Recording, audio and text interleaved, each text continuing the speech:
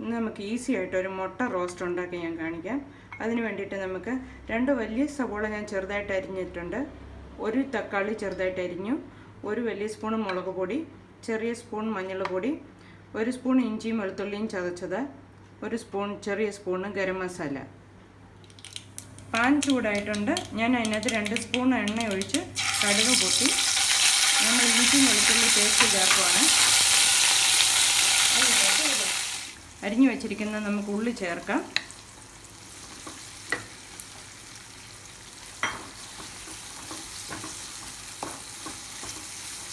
നമ്മുടെ ഉള്ളി വഴന്നിട്ടുണ്ട്.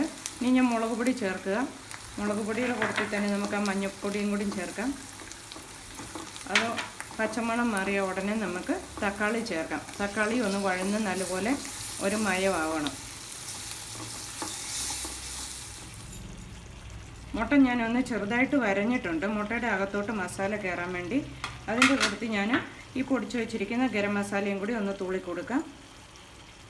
ആവശ്യത്തിന് ഉപ്പും ഇടാം. ഇപ്പം ഞാൻ 4 മുട്ടയുടെ അളവിനാണ് എടുത്തിരിക്കുന്നത്. ഒരു തണ്ട് കരിയാപ്പില ഇട്ട് നമ്മളിതൊന്ന് ഇളക്കി എടുക്കാം. ഇത് വളരെ ഈസിയാണ്, എല്ലാവർക്കും ഉണ്ടാക്കാൻ പറ്റുന്നൊരു കറിയാണ്. പെട്ടെന്ന് ചപ്പാത്തിയുടെ കൂടെയോ ചോറിൻ്റെ കൂടെയോ നമുക്ക് ഉണ്ടാക്കിയെടുക്കാൻ പറ്റുന്നതാണ്. എല്ലാവരും ഒന്ന് ട്രൈ ചെയ്ത് നോക്കണം.